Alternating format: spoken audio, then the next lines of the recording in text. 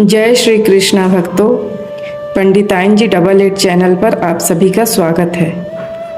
आज ज्येष्ठ मास का 6वां अध्याय है और साथ ही आज गुरुवार का पावन दिन है। आज का शुभ मुहूर्त सुबह से ही बहुत फलदायी है, इसलिए आज के दिन पीले फलों या चने की दाल का दान पुण्य करना आपके भाग्य के द्वार खोल सकता है।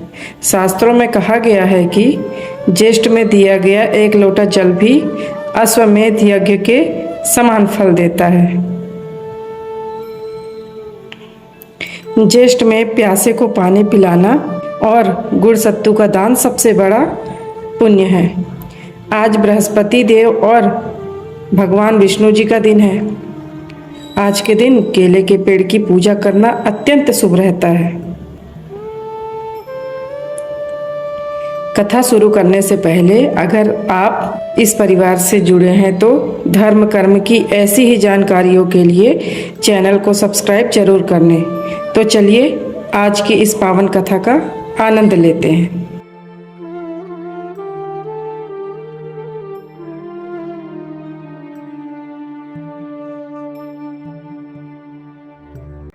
नारद जी बोले, भगवान गोलोक में जाकर क्या करते हैं? हे पाप रहित मुझ श्रोता के ऊपर कृपा करके कहिए। श्री नारायण बोले, हे नारद, पाप रहित अधिमास को लेकर भगवान विष्णु के गोलोक जाने पर जो घटना हुई वह हम कहते हैं, सुनो।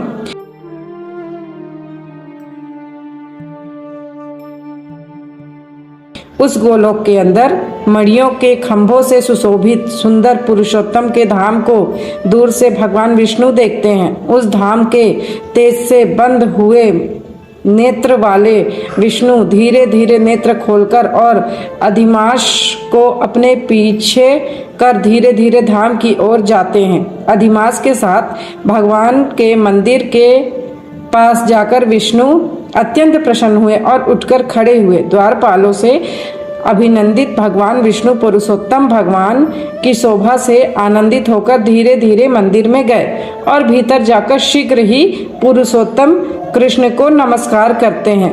गोपियों के मंडल के मध्य में रत्नमय सिंहासन पर बैठे हुए कृष्ण को नमस्कार कर पास में खड़े होकर श्री विष्णु बोले, गुणों से अतीत गोविंद, अद्वितीय, अविनाशी, सूक्ष्म, विकार रहित, विग्रहवान, गोपों के वेश के विधायक, छोटी अवस्था वाले, शांत स्वरूप, गोपियों के पति, बड़े सुंदर, नूतन मेघ के समान श्याम, करोड़ों कामदेव के समान सुंदर, वृंदावन के अंदर रास मंडल में बैठने वाले, पीत रंग के पीतांबर से शोभित, सौम्य भवों के चढ़ाने पर मस्तक में 3 रेखा पड़ने से सुंदर आकृति वाले, रासलीला के स्वामी, रासलीला में रहने वाले, रासलीला करने में सदा उत्सुक, 2 भुजा वाले, मुरलीधर, पीत वस्त्रधारी, अच्युत, ऐसे भगवान की मैं वंदना करता हूँ। इस प्रकार स्तुति करके भगवान श्री कृष्ण को नमस्कार कर पार्षदों द्वारा सत्कृत विष्णु रत्न सिंहासन पर कृष्ण की आज्ञा से बैठे। श्री नारायण बोले, यह विष्णु का किया हुआ स्तोत्र प्रातः काल उठकर जो पढ़ता है उसके समस्त पाप नाश हो जाते हैं और अनिष्ट स्वप्न भी अच्छे फल को देते हैं और पुत्र पौत्र आदि को बढ़ाने वाली भक्ति श्री गोविंद में होती है। अकीर्ति का नाश होकर सत्कीर्ति की वृद्धि होती है।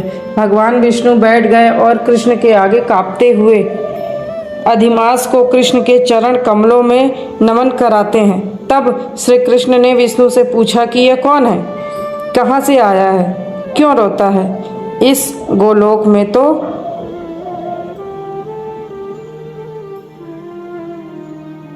कोई भी दुखभागी नहीं होता। इस गोलोक में रहने वाले तो सर्वदा आनंद में मग्न रहते हैं।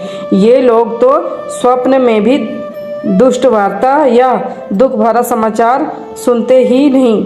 अतः हे विष्णु, यह क्यों कांपता है और आंखों से आंसू बहाता दुखित हमारे सम्मुख किस लिए खड़ा है? श्री नारायण बोले, नवीन मेघ के समान श्याम सुंदर गोलोक के नाथ का वचन सुन। सिंहासन से उठकर महाविष्णु मलमास के संपूर्ण दुख गाथा कहते हुए श्री विष्णु बोले, हे वृंदावन की शोभा के नाथ, हे कृष्ण, हे मुरलीधर, इस अधिमास के दुख को आपके सामने कहता हूँ, आप सुने। इसके दुखित होने के कारण ही स्वामी रहित अधिमास को लेकर मैं आपके पास आया हूँ। इसके उग्र दुख रूप अग्नि को आप शांत करें। यह अधिमास सूर्य की संक्रांति से रहित है, मलिन है, शुभ कर्म में सर्वदा वर्जित है। स्वामी रहित मास में स्नान आदि नहीं करना चाहिए। ऐसा कहकर वनस्पति आदि को ने इनका निरादर किया है। द्वादश मास, कला, क्षण, अयन, संवत्सर आदि शेषवीरों ने अपने अपने स्वामी के गर्भ से इसका अत्यंत निरादर किया। इसी दुखाग्नि से जला हुआ यह मरने के लिए तैयार हुआ। तब अन्य दयालु व्यक्तियों द्वारा प्रेरित होकर हे ऋषिकेश शरण चाहने की इच्छा से हमारे पास आया और कांपते कांपते, घड़ी घड़ी रोते रोते अपना सब दुख जाल इसने कहा, इसका यह बड़ा भारी दुख आपके बिना टाले नहीं टल सकता। अतः इस निराश्रय का हाथ पकड़कर आपकी शरण में लाया हूँ। दूसरों का दुख आप सहन नहीं कर सकते, ऐसा वेद जानने वाले लोग कहते हैं। अतएव इस दुखित को कृपा करके सुख प्रदान कीजिए। हे जगतपते, आपके चरण कमलों में प्राप्त प्राणी शोक का भागी नहीं होता, ऐसा वेद जानने वालों का कहना कैसा मिथ्या हो सकता है। मेरे ऊपर कृपा करके भी इसका दुख दूर करना आपका कर्तव्य है, क्योंकि सब काम छोड़कर इसको लेकर मैं आया हूँ। मेरा आना सफल कीजिए। बारंबार स्वामी के सामने कभी भी कोई विषय न कहना चाहिए। ऐसी नीति के जानने वाले बड़े बड़े पंडित सर्वदा कहा करते हैं। इस प्रकार अधिमास का सब दुख भगवान कृष्ण से कहकर हरि कृष्ण के मुख कमल की ओर देखते हुए कृष्ण के पास ही हाथ जोड़कर खड़े हो गए।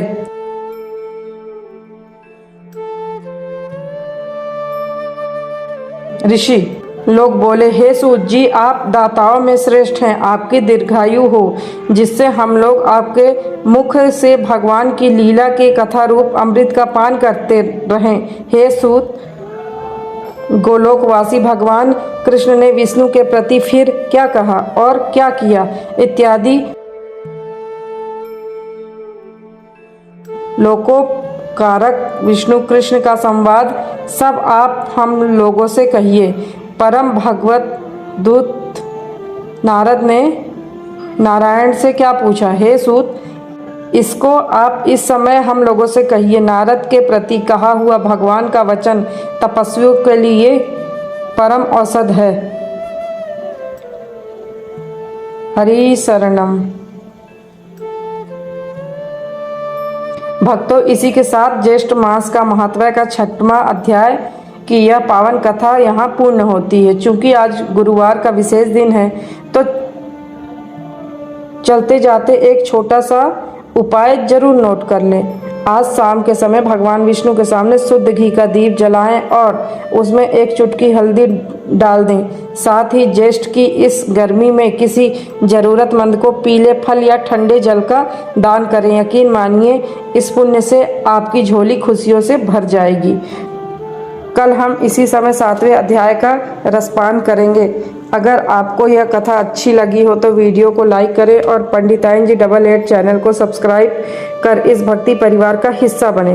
कमेंट में जय श्री हरि लिखना ना भूलें। भगवान विष्णु और माता लक्ष्मी आप